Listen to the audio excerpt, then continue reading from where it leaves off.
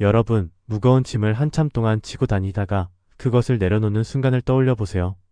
어깨에서 전해지는 그 가벼움과 해방감. 우리의 삶도 그와 같습니다. 오늘 우리가 함께 탐구할 이야기는 2300년 전 중국의 위대한 사상가 맹자가 전한 지혜입니다. 맹자는 말했습니다. 진정한 행복은 무엇을 얻는 데 있지 않고 무엇을 내려놓는 데 있다고 말이죠. 현대를 살아가는 우리는 끊임없이 무언가를 쫓고 있습니다. 더 많은 재산, 더 높은 지위, 더 완벽한 가족, 더 젊은 외모.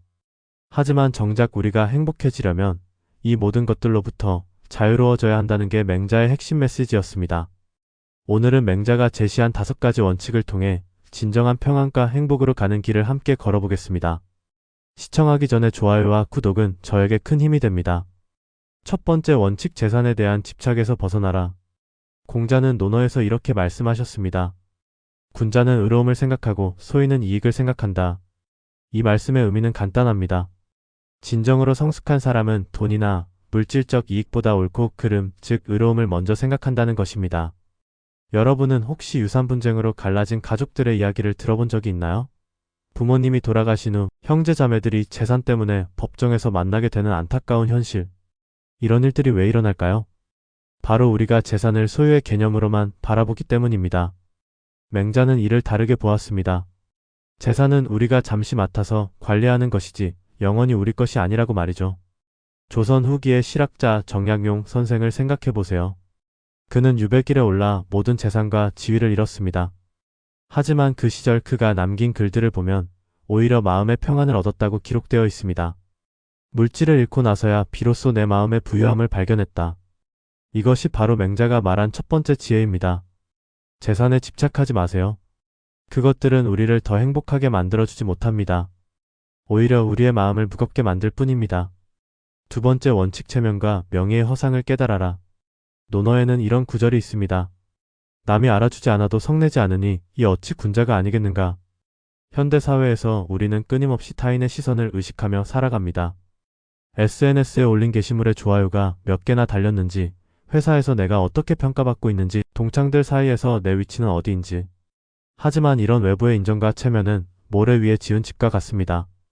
바람이 불면 언제든 무너질 수 있죠. 몇 년 전 한 대기업 임원이었던 분을 만났습니다.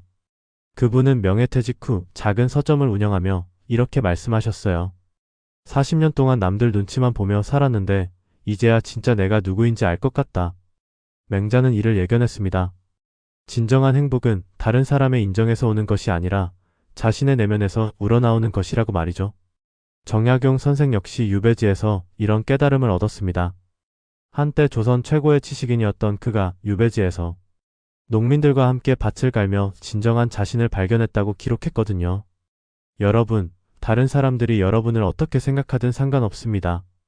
중요한 건 여러분이 스스로에게 당당할 수 있느냐는 것입니다. 세 번째 원칙, 과거에 매달리지 마라. 공자는 이렇게 말씀하셨습니다. 지나간 일은 간언하지 말고 이미 이루어진 일은 말하지 말며 이미 지나간 일은 책망하지 말라. 우리는 모두 과거의 어떤 순간들을 그리워합니다. 20대의 젊음, 아이들이 어렸을 때의 순간들, 부모님이 건강하셨던 시절. 이런 추억들은 소중하지만 그것에만 머물러 있으면 현재를 놓치게 됩니다. 중년의 한 여성이 상담을 받으러 왔습니다. 그녀는 계속해서 자신의 20대를 그리워하며 말했습니다. 그때가 내 인생에서 가장 행복했던 시절이었어요. 예쁘기도 했고 가능성도 무한했고. 하지만 맹자라면 이렇게 말했을 겁니다. 과거의 그림자에 가려져서 현재의 햇살을 보지 못하는 것만큼 안타까운 일이 있을까? 정약용 선생의 경우를 다시 봅시다. 그는 18년간의 유배 기간 동안 과거의 화려했던 관료 시절을 그리워할 수도 있었습니다. 하지만 그는 오히려 그 시간을 활용해 목민심서, 경세유표 같은 불멸의 작품들을 남겼습니다. 과거는 경험이고 배움입니다. 그러나 우리가 살아가야 할 곳은 바로 지금 이 순간입니다. 네 번째 원칙, 가족에 대한 지나친 애착을 놓아라. 논어에서 공자는 이렇게 말씀하셨습니다. 부모님을 섬기되 부드럽게 간언하고 뜻을 따르지 않으셔도 공경을 잃지 말며 원망하지 말라. 가족은 우리 삶에서 가장 소중한 존재입니다. 하지만 때로는 가족에 대한 사랑이 집착으로 변할 때가 있습니다. 자녀들의 성적에 목을 매는 부모들, 성인이 된 자녀의 모든 일에 간섭하려 하는 부모들, 또는 부모님의 기대에 부응하기 위해 자신의 인생을 포기하는 자녀들. 이 모든 것들이 사랑이라는 이름의 집착입니다. 한 어머니가 이런 이야기를 들려주었습니다. 대학생인 아들이 전화를 받지 않으면 밤잠을 못 이룬다고 말이죠. 그런데 어느 날 아들이 이렇게 말했답니다. 엄마, 저를 믿어주세요. 엄마가 걱정을 놓아주셔야 제가 정말 성장할 수 있어요. 맹자는 이를 이미 알고 있었습니다. 진정한 사랑은 상대방을 자유롭게 해주는 것이라고 말이죠.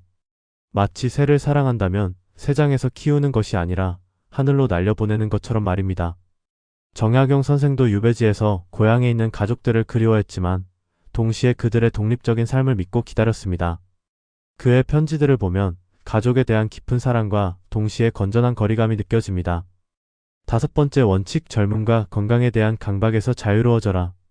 공자는 말씀하셨습니다. 군자에게는 3가지 경계할 일이 있다. 젊어서는 혈기가 아직 안정되지 않았으므로 색을 경계하고, 작년에는 혈기가 왕성함으로 다툼을 경계하며, 늙어서는 혈기가 이미 쇠했으므로 탐욕을 경계한다. 현대사회는 젊음을 숭배합니다. 나이가 들면 안 되는 것처럼, 병들면 안 되는 것처럼 여기죠. 그래서 사람들은 성형수술을 하고 각종 영양제를 먹고 운동에 강박적으로 매달립니다. 물론 건강을 챙기는 것은 중요합니다. 하지만 그것이 강박이 되어서는 안 됩니다. 70대의 한 어르신이 이런 말씀을 하셨습니다.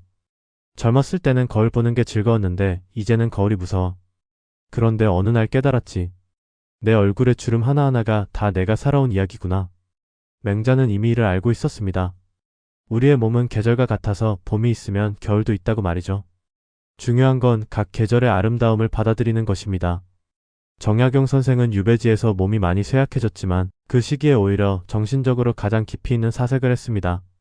몸의 쇠약함이 마음의 성숙으로 이어진 것이죠. 여러분의 몸과 나이를 받아들이세요. 그것이 여러분이 살아온 증거이고 앞으로 살아갈 지혜의 근거입니다. 결론, 진정한 평안으로의 초대. 맹자의 5가지 원칙을 함께 돌아보았습니다. 재산에서 자유로워지고 체면을 내려놓고 과거에 매달리지 않으며 가족에 대한 집착을 놓고 젊음과 건강에 대한 강박에서 벗어나는 것. 이 모든 것들이 쉽지 않다는 걸 압니다. 하지만 맹자는 우리에게 이런 약속을 했습니다. 이 5가지를 내려놓는 순간 여러분은 비로소 진정한 자유를 맛보게 될 것이다. 강물이 바다로 흘러가듯 우리의 삶도 자연스럽게 흘러갑니다. 그 흐름을 막으려 하지 말고 함께 흘러가세요. 그 속에서 여러분은 예상치 못한 평안과 기쁨을 발견하게 될 것입니다. 나이가 들수록 여러분의 마음은 더 가벼워져야 합니다. 더 많은 것을 얻어서가 아니라 더 많은 것을 내려놓았기 때문에 말이죠. 정약용 선생이 유배를 끝내고 고향으로 돌아가는 길에 남긴 시가 있습니다. 가벼운 마음으로 돌아가니 가을 하늘이 이토록 높구나. 여러분도 그런 가을 하늘 같은 마음을 가지시길 바랍니다. 높고 맑고 넓은, 그리고 무엇보다 자유로운 마음을 말이죠. 오늘 맹자의 지혜와 함께한 이 시간이 여러분에게 작은 위로가 되었길 바랍니다. 삶이 무겁게 느껴질 때 오늘 나눈 이야기를 떠올려 보세요. 그리고 천천히 하나씩 내려놓아 보세요. 여러분의 어깨가 가벼워지고 마음이 평안해지는 그 순간을 느끼실 수 있을 겁니다. 이 영상이 도움이 되셨다면 좋아요를 눌러주시고 구독 버튼도 꾹 눌러주세요. 여러분과 함께 나누고 싶은 지혜의 이야기들이 아직 많이 남아 있습니다. 다음 시간에도 더 깊이 있고 따뜻한 이야기로 찾아뵙겠습니다. 오늘도 감사합니다. 여러분 모두 평안하세요.